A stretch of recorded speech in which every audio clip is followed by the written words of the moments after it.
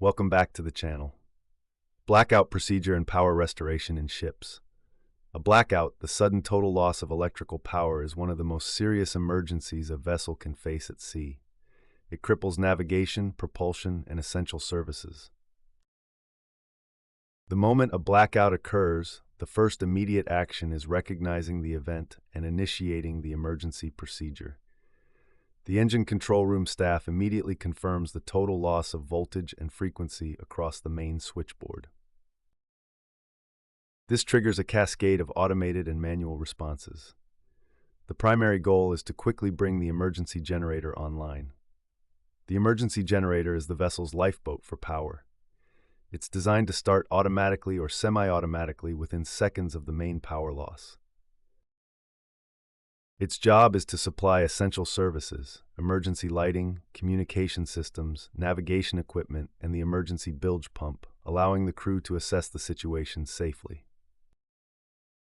Next, we move to the main power restoration.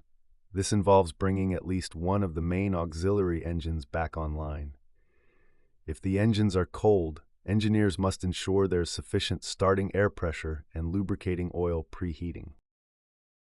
The procedure often involves opening the starting air valve, turning the engine, and then synchronizing it to the main switchboard.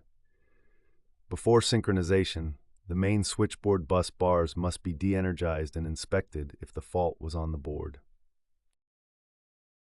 Once the auxiliary engine is running at the correct speed and voltage, the engine's circuit breaker is closed, energizing the switchboard. Now, we perform load shedding and sequential loading. Simply connecting all consumers simultaneously will overload the newly started engine and cause a repeat blackout. Therefore, non-essential loads are kept offline. Essential consumers like the steering gear, fuel pumps, and cooling pumps are brought online first, one by one, according to a strict sequential loading schedule. As the first auxiliary engine takes the necessary load, a second main auxiliary engine is started and synchronized with the first.